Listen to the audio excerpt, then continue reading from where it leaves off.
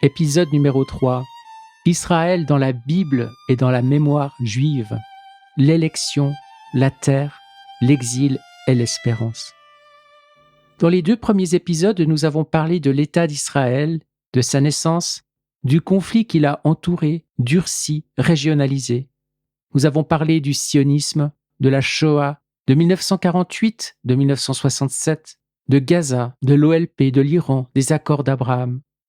Mais il faut maintenant faire un pas de côté, car si l'on s'en tient à l'État moderne, aux guerres et aux diplomaties, on ne comprend pas encore pourquoi le nom même d'Israël porte une densité si particulière. On ne comprend pas encore pourquoi ce mot ne désigne pas seulement un État, mais aussi une histoire, une mémoire, une vocation, une alliance, une terre, une blessure, une fidélité, une attente. Il faut donc remonter plus loin, beaucoup plus loin. Dans cet épisode, nous allons entrer dans la mémoire biblique et juive d'Israël. Nous le ferons avec respect en sachant que ces textes sont aussi, pour nous chrétiens, notre propre source, et qu'ils parlent à notre foi d'une manière qui n'est pas celle du peuple juif, mais qui ne lui est pas non plus étrangère. Entrer dans la mémoire juive d'Israël, pour un chrétien, ce n'est donc pas entrer dans un monde étranger, c'est retrouver ses propres racines avec la conscience que la lecture n'est pas la même et que cette différence doit être respectée. Commençons par le mot lui-même, Israël. Dans la Bible, Israël n'est pas d'abord un État, ce n'est pas d'abord une administration, une frontière ou un siège à l'ONU. Israël est d'abord un nom reçu, le nom d'un homme. Jacob, le fils d'Isaac et le petit-fils d'Abraham, reçoit le nom d'Israël dans ce passage mystérieux où il lutte avec Dieu ou avec l'ange de Dieu selon les lectures. Il en sort blessé, marqué, mais aussi renommé. Et ce nom devient le nom d'une descendance, puis d'un peuple, puis d'une histoire tout entière. Israël, à l'origine, n'est pas d'abord une idée politique, c'est une histoire de relation avec Dieu, une histoire de promesses, de combats, de bénédictions, de fidélité et d'infidélité. Israël est d'abord un peuple convoqué avant d'être un peuple constitué. Et c'est là qu'il faut revenir à Abraham. Dans la mémoire biblique juive, tout commence réellement avec cet appel. Dieu appelle Abraham. Il le fait sortir. Il lui promet une descendance, une bénédiction et une terre. Ces 3 dimensions comptent ensemble. Mais cette terre n'apparaît pas comme un objet de possession banal. Elle est donnée dans une histoire d'alliance. Dès l'origine, la terre n'est pas un simple sol, elle est un signe, un don, un lieu de fidélité possible. Puis vient l'Égypte, car le peuple ne naît pas seulement d'une promesse ancienne, il naît aussi d'une délivrance.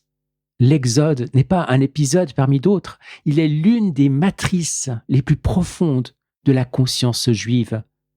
Israël se comprend comme un peuple que Dieu a fait sortir de la servitude, libéré, conduit, lié à Dieu par une alliance. Au Sinaï, cette conscience prend une forme plus nette. Israël devient un peuple lié par la loi, par l'alliance, par une parole reçue. Dans la Bible, la terre n'a jamais de sens indépendamment de l'alliance. Il ne s'agit pas seulement d'habiter quelque part, il s'agit d'habiter devant Dieu, selon une loi, dans une fidélité. Puis vient l'entrée dans la terre, la royauté, Jérusalem, le temple. Avec David, puis avec Salomon, Jérusalem prend une place singulière, la ville du roi, puis la ville du temple. Dans la mémoire juive, elle devient un foyer d'intensité religieuse incomparable. La ville du nom, la ville où monte la prière, la ville où se joue quelque chose de l'unité d'Israël devant Dieu. Mais cette histoire n'est pas une ligne droite triomphale. La Bible hébraïque ne raconte pas son propre peuple comme un peuple constamment admirable ou fidèle. Elle raconte un peuple choisi, aimé, repris, averti, jugé, relevé, toujours exposé à l'infidélité. C'est ici qu'entrent les prophètes. Ils rappellent sans cesse que l'élection n'est pas un passe-droit. Elle est une responsabilité. Ils dénoncent l'idolâtrie, l'injustice, l'oppression du pauvre, la corruption. La terre ne peut pas être séparée de la justice. Et précisément, l'infidélité conduit à la catastrophe. Le royaume se divise, puis viennent l'invasion, la chute, l'exil. L'exil est l'autre grande matrice de la conscience juive, avec l'Exode. L'exil à Babylone n'est pas seulement une défaite géopolitique, c'est une épreuve spirituelle immense. Le temple est atteint, la royauté s'effondre, la terre est perdue, tout paraît sembler finir. Et pourtant, non, la perte ne détruit pas le peuple. L'exil ne dissout pas l'alliance. Au contraire, dans l'épreuve même, la mémoire s'intensifie, la foi se reformule, l'espérance se creuse. La relation à Dieu ne disparaît pas avec la perte du cadre politique ancien. Beaucoup de peuples disparaissent dans la défaite et la dispersion. Israël, lui, endure. Il endure en gardant la mémoire de la promesse, la mémoire de Jérusalem, la mémoire de l'alliance, la mémoire du retour possible. L'exil n'est donc pas seulement une cassure, il devient aussi un approfondissement. Puis vient le retour, pas un retour simple, ni total, ni idyllique, mais un retour réel dans lequel la mémoire juive retient une fidélité de Dieu à travers les ruptures de l'histoire. Puis survient une autre catastrophe, la destruction du second temple par les Romains en l'an 70. Sa destruction pourrait sembler anéantir l'architecture entière de la vie religieuse. Et pourtant, une nouvelle fois, le judaïsme ne disparaît pas. Il se transforme. Il déplace vers la prière, l'étude, la Torah, la vie communautaire, ce qui ne peut plus s'organiser autour du temple détruit. La dispersion du peuple juif dans les nations n'efface pas le lien à la terre d'Israël. Elle le modifie, le ritualise, l'intériorise, le porte dans la prière et dans la liturgie. Jérusalem n'est pas oubliée.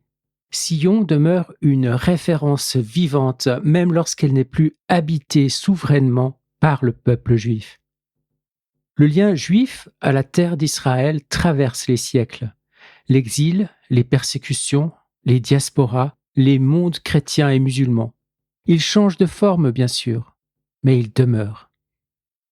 Le lien juif à la terre d'Israël traverse les siècles. L'exil, les persécutions, les diasporas, les mondes chrétiens et musulmans. Il change de forme, bien sûr, mais il demeure. Cela explique déjà une part de ce que nous avons vu dans les épisodes précédents.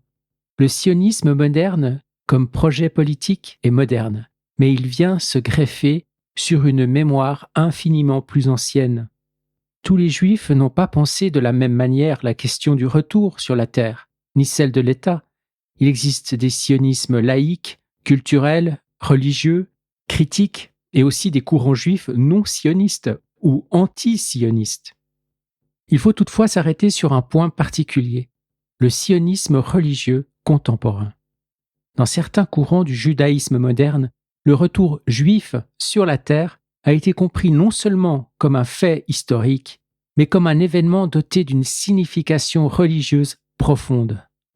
Cette sensibilité a été nourrie notamment par des courants du judaïsme orthodoxe israélien, dont la pensée du Rav Abraham Yitzhak Kook et le courant formé autour de Merkaz Harav sont des expressions significatives.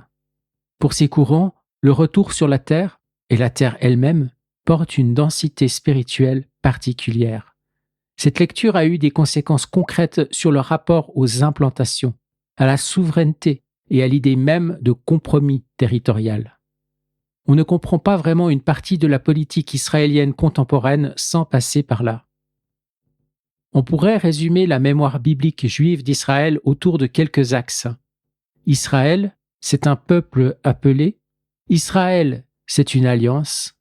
Israël, c'est une loi reçue. Israël, c'est une terre promise.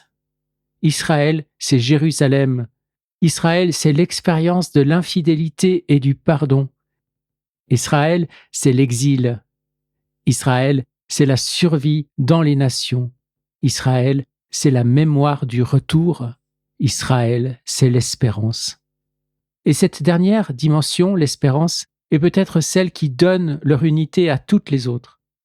La mémoire juive vit aussi de ce qui est attendu, de ce qui est promis, de ce qui n'est pas encore pleinement accompli.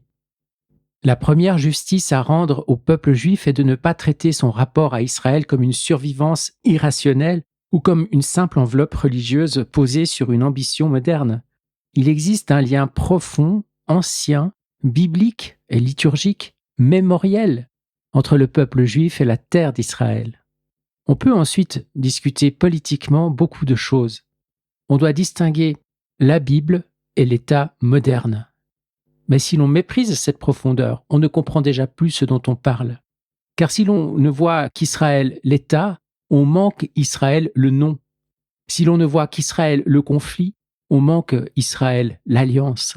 Si l'on ne voit qu'Israël la puissance, on manque Israël la blessure. Si l'on ne voit qu'Israël aujourd'hui, on manque Israël à travers les siècles.